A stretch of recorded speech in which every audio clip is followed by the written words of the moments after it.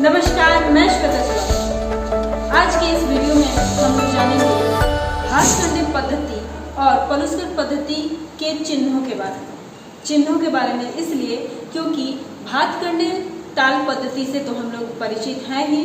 हम लोग आसानी से इस पद्धति के चिन्हों का इस्तेमाल करते हुए ताल को लिपिबद्ध कर देते हैं, पर मुश्किल वहाँ आती है जब पलुस्कर पद्धति में किसी भी ताल को लिपिबद्ध करना होता है, क्योंकि एग्जामिनेशन में ऐसे क्वेश्चन अक्सर पूछे जाते हैं कि किसी अमुक ताल को आप पलुस्कर पद्धति में लिपिबद्ध करके दिखाएं। तो इस वीडियो में मैं आपको पहले चिन्हों से रूबरू करवाऊंगी और एक ताल का एग्जाम्पल दूंगी पलुस्कर पद्धति में कैसे ताल लिपिबद्ध करते हैं।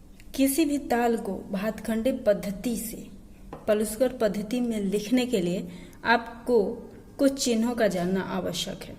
भातखंडे पद्धति से तो आप परिचित हैं, आप उनके चिन्हों को जानते हैं और इस्तेमाल करना भी जानते हैं। फिर भी हम उसके बारे में भी कुछ जान लेते हैं और फिर पलुस्कर पद्धति के चिन्हों के बारे में जानेंगे, ताकि आपको उसके बाद मैं बता सकूं कि भातखंडे पद्धति की किसी ताल को अगर आपने लिपिबद्ध किया हुआ है तो उसे पलुस्कर पद्धति में कैसे लिपिबद्ध करेंगे, क्योंकि इससे रिलेटेड क्वेश्चंस अक्सर एग्जाम में आते रहते हैं, आपको भी पता होगा। सबसे पहले बात करते हैं भातखंडे पद्धति की, जिससे आप परिचित हैं। सम का चिन्ह आप तो जानते ही होंगे कि जिस मात्रा के नीचे ऐसा क्रॉस का चिन्ह लगा हो, गुना का चिन्ह, मैथ के गुने का चिन्ह भी हम लोग इसे कहते हैं, तो वह स्थान पहली मात्रा मानी जाती है और वहां उस चिन्ह के वजह से उस स्थान को सम का स्थान भी कहते हैं। उसके बाद सम के बाद बारी आती है, अगर हम बात करें ताली, तो सम भी एक प्रकार का ताली ही है। यानी अगर जहां पे भी सम का चिन्ह ऐसा लगा है भातखंडे पद्धति में, तो वहां ताली बजती ही है, आघात पड़ता ही है, जोरदार आघात कहते हैं। और उसके बाद जितनी भी तालियां आती हैं उसे हमें नंबर से इंडिकेट करना होता है। मतलब अगर दूसरी ताली है तो 2 नंबर, तीसरी ताली है 3, चौथी ताली है तो 4, ऐसे करके जितनी भी तालियां हो उसे हम उसके नंबर से इंडिकेट करेंगे। फिर अगर बात करें खाली के चिन्ह की, तो ताल लिपिबद्ध करने में खाली का जो चिन्ह हम लोग दर्शाते हैं वो शून्य से दर्शाते हैं। यानी भातखंडे पद्धति में खाली का चिन्ह शून्य से दर्शाया जाता है। और वहीं पे जब एक से अधिक मात्राएं लिखी गई हों तो उसे चंद्राकार के चिन्ह में दर्शाते हैं। हालांकि चंद्राकार में जितने भी मात्राएं आती हैं उसको एक मात्रा काल में ही बरतना होता है, क्योंकि चंद्राकार का मतलब होता है किसी मात्रा को जो उसके अंदर है वो एक मात्रा काल के बराबर उसका मान माना जाता है। तो जैसे मान लीजिए अगर चंद्राकार के अंदर में है तिरकिट, तो उसे आपको एक मात्रा काल में ही बोलना होगा। अगर धागे है तो उसे एक मात्रा काल के समय में ही उसकी पढ़ंत करनी होगी, या उसे लिखना होगा या बरतना होगा। वहीं जब भातखंडे पद्धति में हम विभाग दिखाते हैं, किसी भी ताल की विभाग बांटते हैं, तो वह एक खड़ी लकीर से होता है। इससे हम विभाग का हिस्सा करते हैं भातखंडे पद्धति में। वहीं भातखंडे पद्धति में अगर किसी मात्रा को अपने निश्चित समय से लंबा करना है तो उसके सामने अगर मात्रा को, पहले यहाँ पे मैं उसको लिख लूं, अगर है तो उसके सामने ऐसा प्लुत का चिन्ह या ऐसे आरी पाई का चिन्ह लगाया जाता है। यानी जिस भी मात्रा के सामने ऐसा जितने निशान होंगे उसे उतनी ही मात्राओं तक बढ़ाकर बोला जाता है। अब हम जान लेते हैं पलुस्कर पद्धति में कौन कौन से चिन्ह हैं जिन्हें आपको जानना आवश्यक है, ताकि आप आसानी से ताल को लिपिबद्ध कर सकें। अब अगर पलुस्कर पद्धति के सम के चिन्ह की बात करें तो इसमें जहां भी सम दिखाना होता है, भातखंडे की तरह क्रॉस का निशान नहीं होता है, बल्कि एक की संख्या लिख दी जाती है। यानी जहां भी जिस ताल लिपि में आपको एक लिखा हुआ दिख जाए, उसका मतलब होता है कि वह पहला स्थान है, ताल का प्रथम स्थान यानी सम का स्थान है। वहीं ताली के लिए हम नंबर्स का यूज करते हैं। जैसे अगर मान लीजिए कोई ताल है और उसकी भातखंडे पद्धति में 5वें मात्रा पे ताली पड़ती है, तो हम उसके लिए 5वें मात्रा पे दूसरी ताली पड़ती है तो उसके लिए हम 2 का चिन्ह लगा देते हैं। जैसे 3 ताल को आप याद कीजिए, पहले स्थान पे सम का चिन्ह लगता है और 4 पे विभाग होता है। विभाग के बाद का जो 5वां मात्रा का स्थान होता है, वहां पे हम उसके नीचे या ऊपर 2 की संख्या लगाते हैं, यानी वो दर्शाता है कि ये दूसरी ताली हो गई। लेकिन पलुस्कर पद्धति में जितनी मात्राएं होती हैं वह गिनकर जाते हैं और जो मात्रा चिन्ह भातखंडे पद्धति में होता है, मात्रे का नंबर जो होता है, वहां पलुस्कर पद्धति में वही ताली का चिन्ह हो जाता है। जैसे मान लीजिए अगर 3 ताल को हम इसमें लिखेंगे तो पहली मात्रा पे तो 1 लिख देंगे, लेकिन जो 5वीं मात्रा पड़ती है वहां हम दूसरी ताली के बजाय वो 5 का नंबर लिखेंगे, यानी वो एक तरह से विभाग को भी दिखा देगा और वहां पे नंबर्स लिखने से ये पता चल जाएगा कि यहाँ पे ताली है। तो आपने एक साथ ये दोनों समझ लिया कि विभाग के लिए हम मात्रा का नंबर लिखते हैं। उसके बाद बारी आती है खाली के चिन्ह की। जैसे खाली का चिन्ह भातखंडे पद्धति में 0 से दर्शाया जाता है, वहीं पलुस्कर पद्धति में खाली का चिन्ह प्लस के चिन्ह यानी गणित के जोड़ के चिन्ह के समान होता है।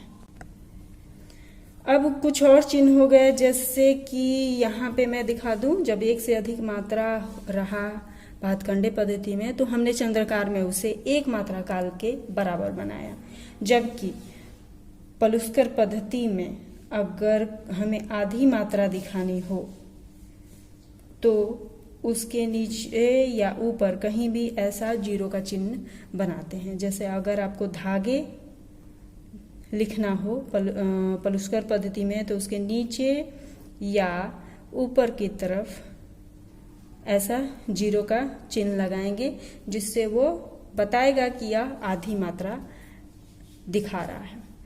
वहीं पलुस्कर पद्धति में अगर हमें 1/4 मात्रा को दिखानी है तो उसके लिए चंद्रकार यूज करेंगे। ठीक है, जैसे भातखंडे पद्धति में 1 से अधिक मात्रा के लिए चंद्रकार था, वहीं पलुस्कर पद्धति में 1/4 मात्रा को दिखाने के लिए हम चंद्रकार यूज करेंगे।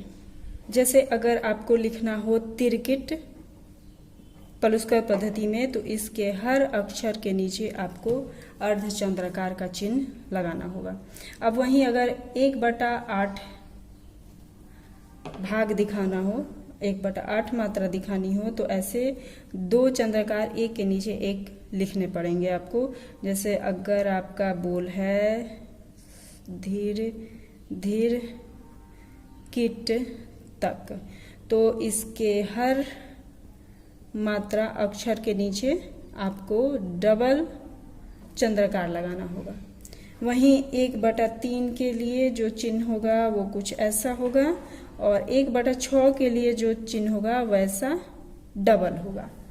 मतलब हर मात्रा के नीचे आपको 1/3 दिखाने के लिए ऐसा चिन्ह और 1/6 दिखाने के लिए ऐसा चिन्ह।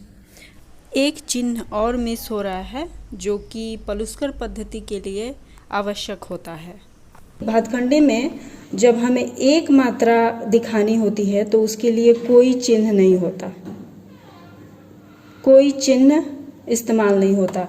वहीं पलुस्कर पद्धति में 1 मात्रा के लिए हमें मात्रा के नीचे या ऊपर ऐसे आरी पाई या खड़ी पाई का इस्तेमाल करना होता है।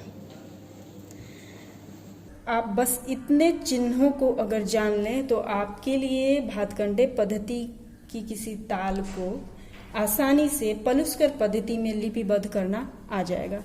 अब हम इसका एक एग्जाम्पल लेते हैं। अब जैसे अगर आपको एक ताल को, जो ऑलरेडी मैंने यहाँ भातखंडे पद्धति में लिख के रखा है, उसे अगर पलुस्कर पद्धति में लिखना हो तो कैसे लिखेंगे? तो सबसे पहले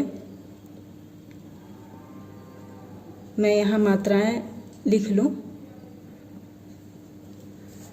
यहाँ आप देख रहे होंगे ये पहली मात्रा पे सिर्फ धीन है, यानी एक मात्रा के मान के बराबर इसका चिन्ह है, तो हम इसमें एक मात्रा का ऐसा चिन्ह लगा देंगे। और धागे, जैसा कि मैंने पहले ही बताया था कि यह, याद कीजिए, आधी मात्रा को दर्शा रहा है, तो इसके नीचे हमें, नीचे या ऊपर में शून्य का चिन्ह लगाना है।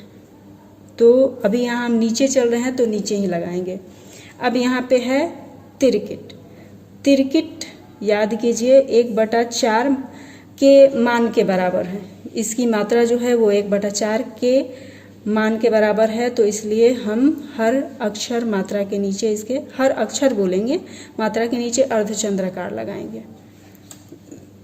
तू जो है वो 1 मात्रा काल के बराबर है, ना भी 1 मात्रा काल के बराबर है, क 1 मात्रा काल के बराबर है, ता 1 मात्रा काल के बराबर है, धागे आधी मात्रा काल के बराबर है तो 0, तिरकिट 1/4 के बराबर है तो इसके नीचे चंद्राकार और धी, और यहाँ लिख लेते हैं प्लेस की कमी की वजह से, और ना जो है वो 1 मात्रा काल के बराबर है। अब ये हो गया उस मात्रा से जुड़े हुए चिन्ह। पहले हमने चिन्ह को क्लियर किया, अब ताली खाली को क्लियर कर लेते हैं। जैसा कि मैंने पहले ही बताया, पलुस्कर पद्धति में ताली के लिए पहली मात्रा लिखते हैं, तो यहाँ पे हम पहली मात्रा पे पहली ताली को दर्शा लेंगे। जैसे कि भातखंडे में गुने का चिन्ह होता है, पलुस्कर में 1 का चिन्ह होता है। अब धागे जो है, धागे के लिए, धागे से यहाँ विभाग भी विभाजित हो जा रहा है, और यहाँ पे एक और चिन्ह है भातखंडे पद्धति में जो कि दर्शा रहा है यहाँ खाली है। तो याद कीजिए कि खाली के लिए पलुस्कर पद्धति में क्या लगता है? जी हाँ, प्लस का चिन्ह हम यहाँ पे बनाएंगे। अब ये यहाँ पे ये दर्शा दिया कि यह प्लस का जो चिन्ह है वो खाली के लिए है। अब तिरकिट हो गया, तिरकिट पे कोई चिन्ह नहीं है। तूना पे दूसरी ताली है, पर यहाँ पे मैंने तब समझाया था जो विभाग और ताली के चिन्हों में जो अंतर आता है भातखंडे पद्धति में, उसमें यहाँ पे क्लियर हो जाएगा आपको कि अगर इसके मात्रा को काउंट करके देखिए, यहाँ पे दूसरी ताली है बट मात्रा का जो नंबरिंग जा रहा है वो 5वां है। तो अंतर यही है भातखंडे और पलुस्कर पद्धति में कि पलुस्कर में ताली के लिए तो हम नंबर लिखते ही हैं, लेकिन नंबर उसकी दूसरी ताली या तीसरी ताली के लिए नहीं, बल्कि उसके मात्रा का जो स्थान आ रहा है काउंट करने के बाद वह नंबर लिखेंगे, जिससे ये जाहिर होगा कि वहाँ पे दूसरी ताली पड़ी है। पर यह 5वें नंबर से आपको ये नहीं सोचना होगा कि ये 5वीं ताली है। यहाँ विष्णु दिगंबर या पलुस्कर पद्धति में यह 5वां नंबर शो करता है कि पहले के बाद यहाँ दूसरी ताली है, जबकि भातखंडे पद्धति में हमें दूसरी ताली के लिए 2 नंबर, तीसरी ताली के लिए 3 नंबर लगाना पड़ता है। इसीलिए हम लोग मात्रा का नंबर ऊपर लिखते हैं कि कितने मात्रा का इस्तेमाल हो जाता है, जबकि पलुस्कर पद्धति में मात्रा के लिए नंबरिंग न लिख करके हम लोग का वो ताल में ही दिखाई देता है। अब कत्ता जो है वहाँ पे ध्यान दीजिए, कत्ता क पे खाली का चिन्ह है तो यहाँ पे प्लस लगाएंगे। धागे पे तीसरी ताली है तो काउंट कर लीजिए, या यहाँ पे देख भी सकते हैं आप कि 9वां नंबर लगा है, तो यहाँ पे हमें 9 लिखना होगा धागे के नीचे। और फिर याद कीजिए धीना पे चौथी ताली दिखा रहा है तो हमें यहाँ पे 11वां नंबर लिखना होगा। अब यहाँ पे जैसे ही हमने नंबर लगाया तो वहीं पे क्लियर हो गया कि यहाँ पे विभाग हो जा रहा है, क्योंकि हमने मात्रा का नंबर लगाया है। और यहाँ पे ये भी, इसी नंबर से ये भी साबित हो जा रहा है कि यहाँ पे ताली भी है और यहाँ पे हमने विभाग भी कर डाला। तो हमने ये अलग अलग किया है, इसका मतलब ये नहीं कि आप इसे अलग अलग काउंट करेंगे। ये 1/4 को दिखा रहा है, 1/4 को दिखा रहा है, यानी ये एक ही मात्रा है। और ये धागे, ये आधी मात्रा है। तो यहाँ हम कैसे काउंट करेंगे? ये चिन्ह जो है वो पूरी की पूरी एक मात्रा को दर्शा रहा है, तो वो 1, 2, 3, 4, 5वें नंबर पे ताली भी हो गया और विभाग भी हो गया। छठा, सातवां, आठवां, नौवां, 10, 11 एंड लास्ट हमारे ये जाएगा 12। हमारा ये ताल यहीं पे खत्म हुआ। धन्यवाद।